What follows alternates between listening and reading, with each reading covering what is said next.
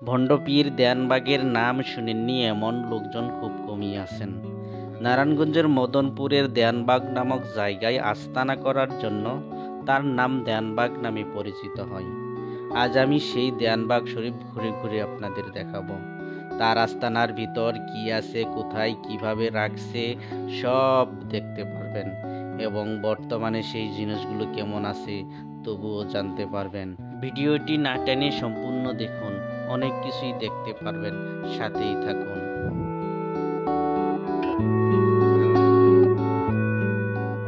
দেয়ানবাগের এই আস্তানাটা বিশাল বড়। এই আস্তানা কতটুকু জমির উপর নির্মিত হয়েছে এখন পর্যন্ত কোনো সঠিক তথ্য নেই। চারদিকে শুধু গাছ আর গাছ, সবুজ গাছ গাছালি দিয়ে ঘেরা। ভিতরে এত পরিমাণ জমি যা কখনো কল্পনা করা যায় না।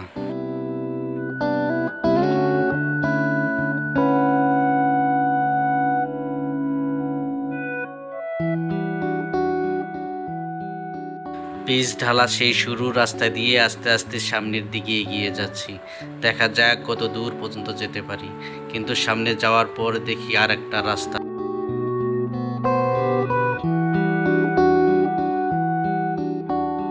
তারপর সেই চিপা রাস্তা দিয়ে সামনের দিকে এগোতে থাকলাম। দেখি সামনে কি আছে।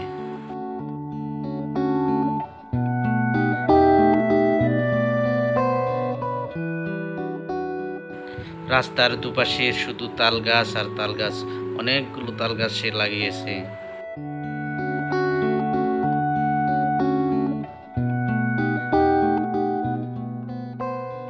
সামনে সম্ভবত একটা ছোট্ট ব্রিজ দেখতে পারছি, এটা দিয়ে পাশের পানি পাশ পারাপার হতো। একটু সামনে এগুতেই দেখি একটা হাতি পড়ে আছে, ভাঙ্গা চূড়া। পাশে যদিও একটা হরিণ দেখা যাচ্ছে, সেটাও ভাঙ্গা। 5 তারিখের পর দেয়ানবাগের সকল কুকর্ম মানুষকে অতিষ্ঠ করেছিল। তাই তৌহিদি জনতা একযোগে দেয়ানবাগের সেই আস্তানাতে আক্রমণ করে তারা আগুন ধরিয়ে দেয় এবং সব কিছু ভেঙে চুরে লণ্ডভণ্ড করে দেয়। আমরা সামনে যেটা দেখছি এটা সম্ভবত একটা রান্নার ঘর ছিল। বিভিন্ন অনুষ্ঠানে হয়তো এরা এখানেই রান্না করত।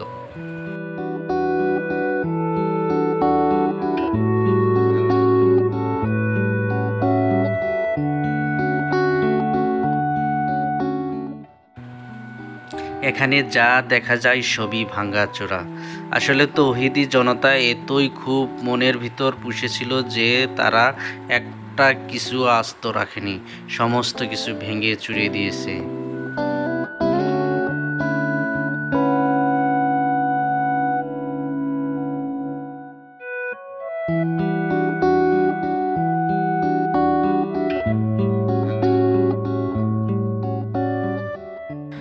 একটু সামনে এগুতেই দেখতে পারি রাস্তার দুপাশে অনেকগুলো ফুলের গাছ লাগানো, সারি সারি ফুলের গাছ, এবং চারপাশে মাঠে অনেকগুলো গাছ।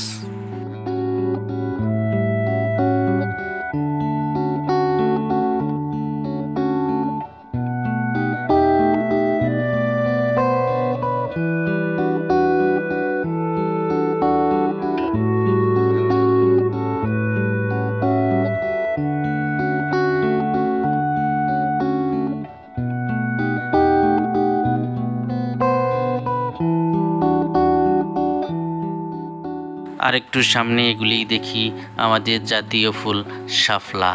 এটা এত সুন্দর করে বানিয়েছিল যা বলার বাইরে, এখনো অনেক সুন্দর রয়ে গেছে।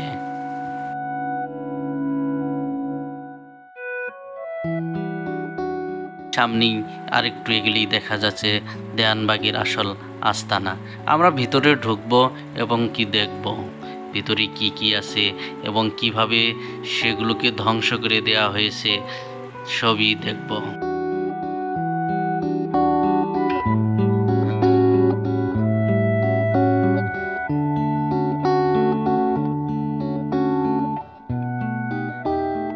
মূল আস্তানার পাশেই দুটি ঘোড়া রাখা হয়েছে, মাটি দিয়ে সুন্দর করে ঘোড়ার মূর্তি বানানো হয়েছে, দেখতে অনেক সুন্দর। পাশে রয়েছে স্মৃতিসৌধ। স্মৃতিসৌধটি দেখতে অবিকল একদম বাস্তবের মতো।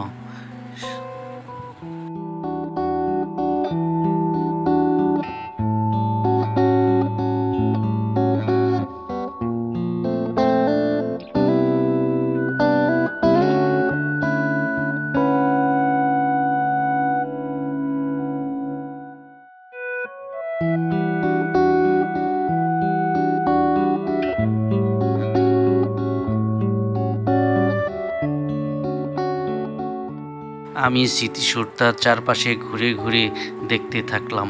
অনেক সুন্দর স্মৃতিসৌধটা। স্মৃতিসৌধটা এখনও কেউ ধ্বংস করেনি, এটি অক্ষতই রয়ে গেছে।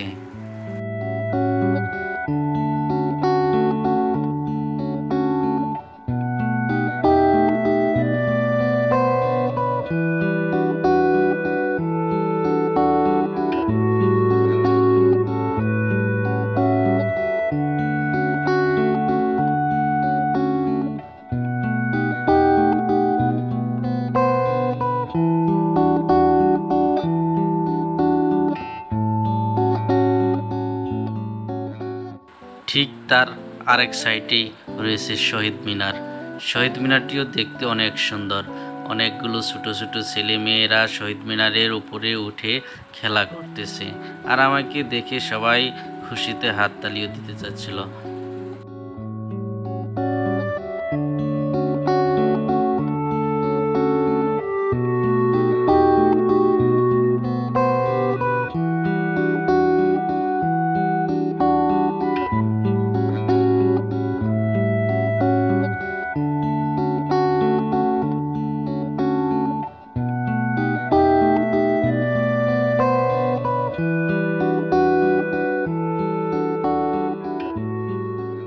আমি এখন আস্তে আস্তে সেই মূল আস্তানার ভিতরে ঢুকবো।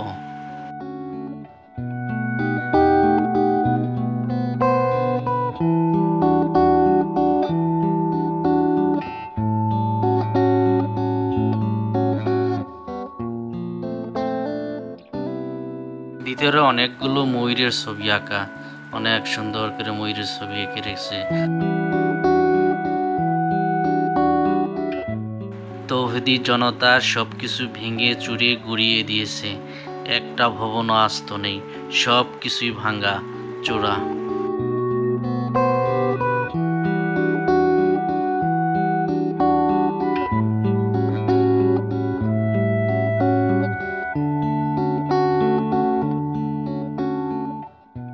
যেদিকেই চোখ যায় শুধু দেখি কংক্রিট আর কংক্রিট, সব কিছু ভেঙে ফেলেছে।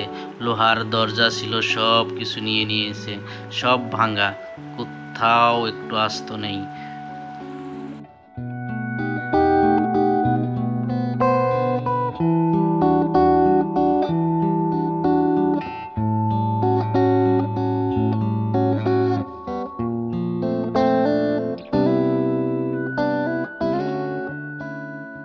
সামনে একটু এগিয়ে যেতেই দেখি অনেকগুলো ফলের গাছ লাগানো সারি সারি। এটা একটা ফলের বাগান, ফুলের বাগান বললেই চলে।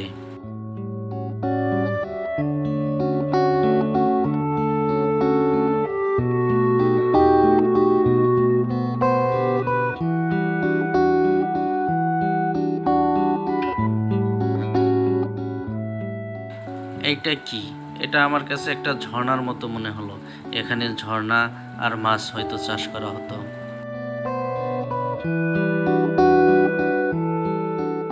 চারপাশে সবকিছু ধ্বংস করে দেওয়া হয়েছে, সব বিল্ডিং, সব ঘরবাড়িকে গুড়িয়ে দেওয়া হয়েছে।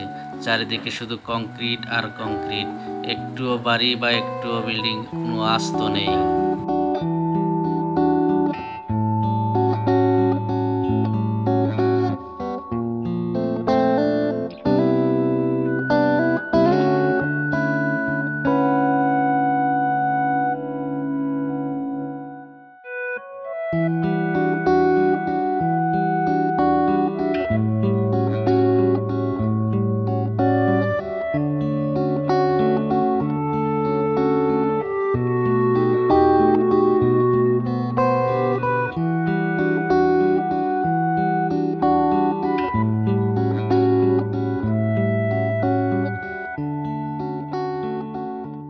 একটু দূরে চোখ যেতেই দেখা পড়ে ভণ্ড লেখা।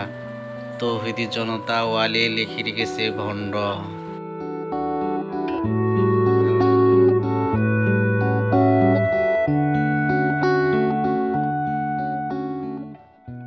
আমি কিছু দূর যেতেই দেখতে পারি দুইটি কবর উঁচু করে সুন্দর করে পাকা করে রাখা হয়েছে। এই দুটি কবর কার জানি না, তবে কোনো তথ্য পাইনি।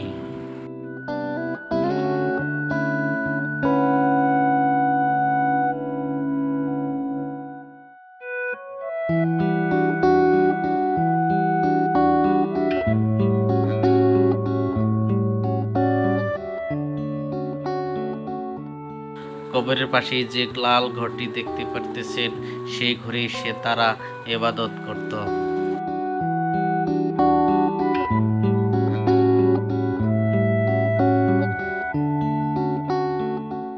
সেই আবাদতের ঘরটাও ভেঙে চুরে গুড়িয়ে দেওয়া হয়েছে। ভিতরে কোনো কিচ্ছু নাই, ভাঙ্গা আর ভাঙ্গা, চারপাশে শুধু কংক্রিট আর কংক্রিট।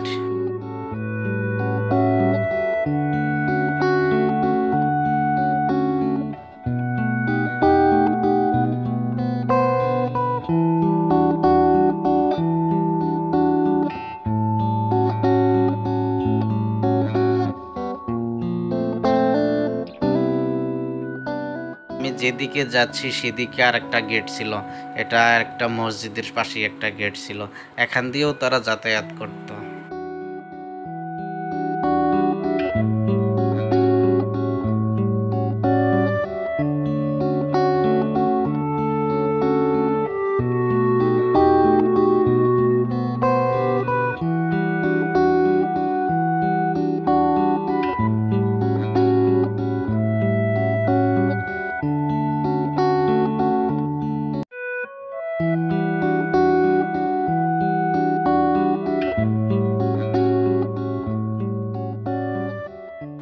আমি এখন যে গেটটি দেখাচ্ছি এটি একটু মিনি গেট। এর পাশেও রাস্তা রয়েছে, এই রাস্তা দিয়ে তারা কখনো কখনো বের হয়ে যেত।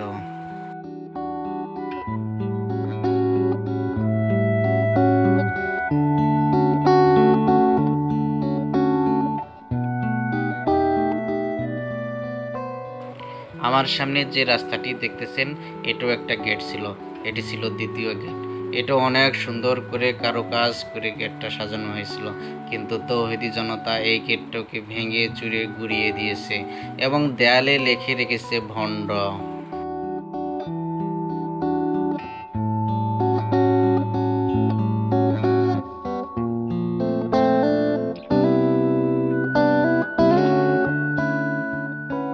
সামনে নিশ্চয়ই দেখতে পারছেন, পিলার পরে আছে, ভেঙে চুরি সব শেষ করে দিয়েছে।